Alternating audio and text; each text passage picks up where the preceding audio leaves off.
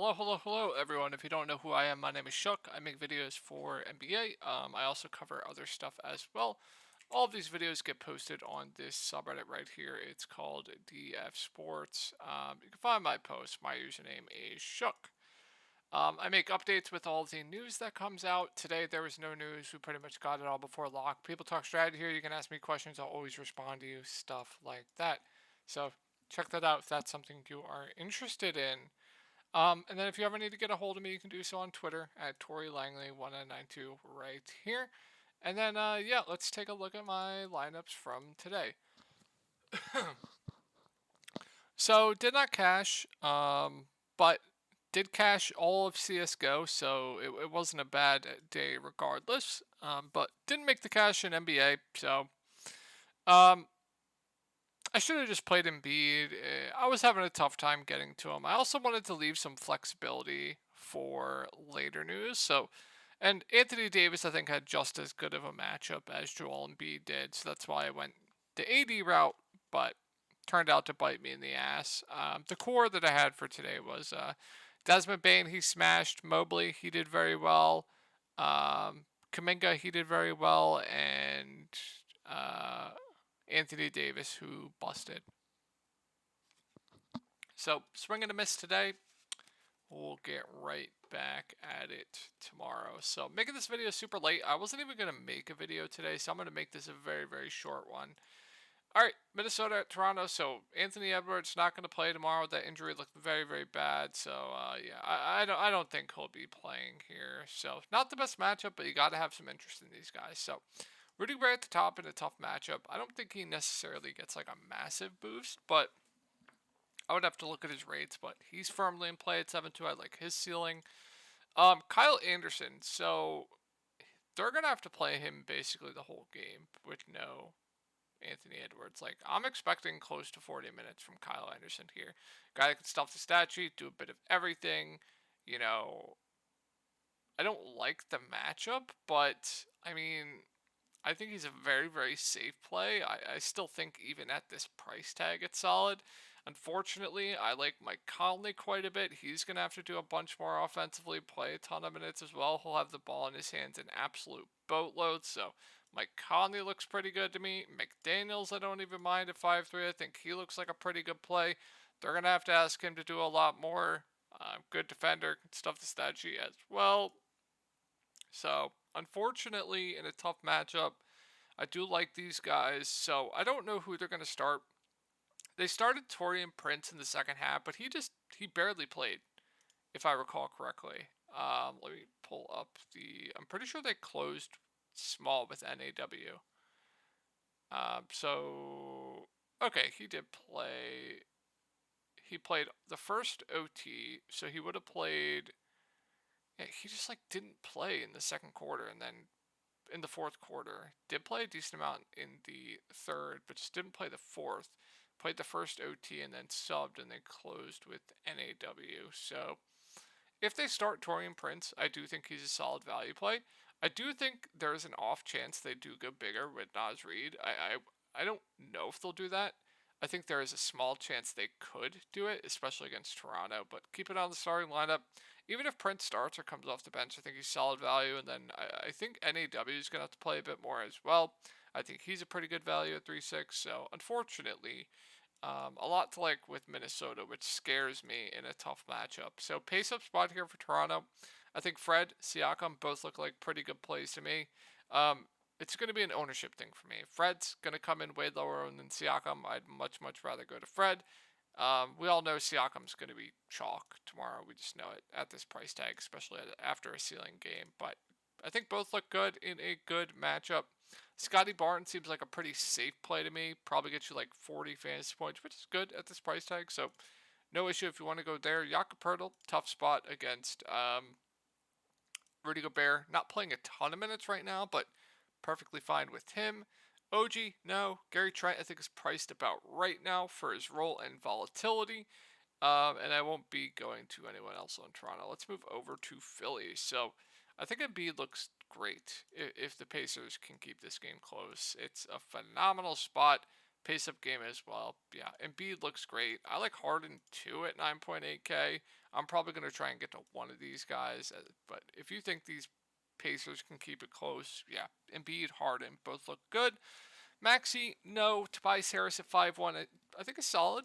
Seems like a pretty safe play to me. Got there in a blowout today. Not playing huge minutes right now. Probably plays around 30, which seems fine to me. Not like I'm going to prioritize him, but if I have 5.1K left for like a last man in, sure. Tobias Harris, definitely fine going there.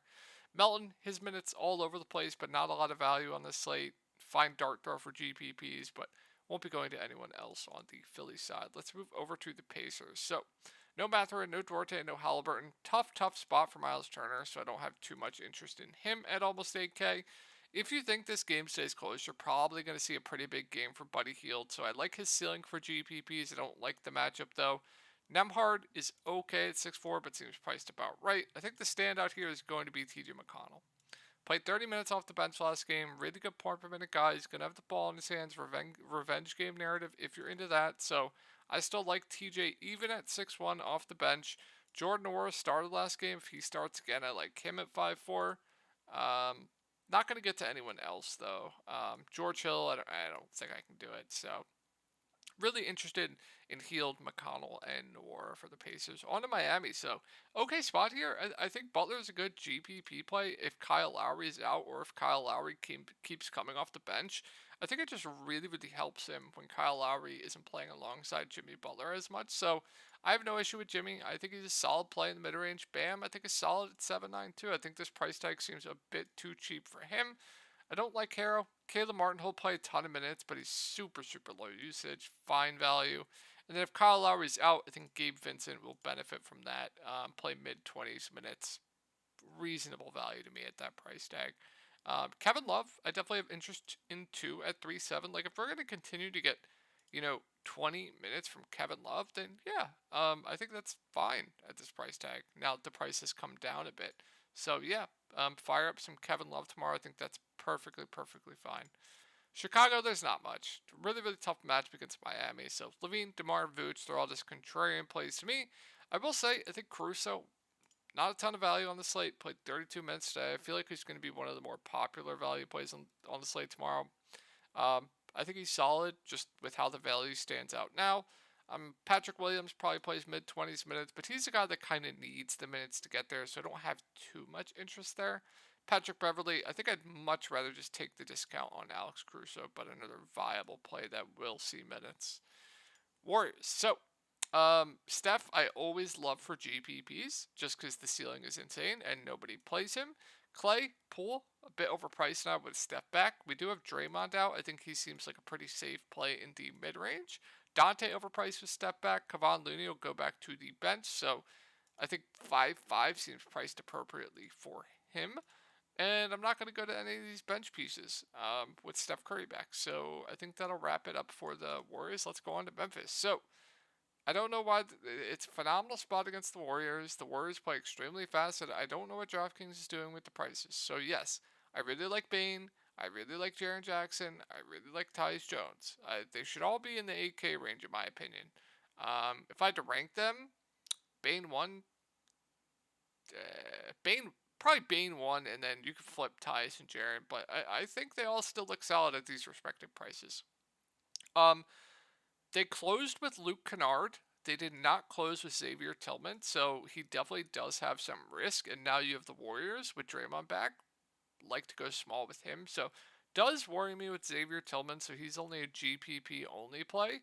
Like, if I knew Luke Kennard was going to close again and play 30 minutes, I would like him a lot at 3-4, but I don't know if he is. If any of you Grizzlies fans watched this game, was there anything that happened and why Luke Kennard played this much? I did look at the rotation, and I did analyze it, but I didn't find anything set in stone as to why Luke Kennard did play that much. Where is Memphis?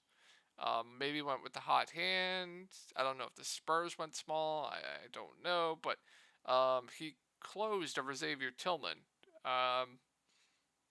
They played Jaren at the 5, Brooks, Bane, Kennard, Tyus. So yeah, Tillman just a GPP only play for me? It looks like Kennard was a big part of the rotation anyway.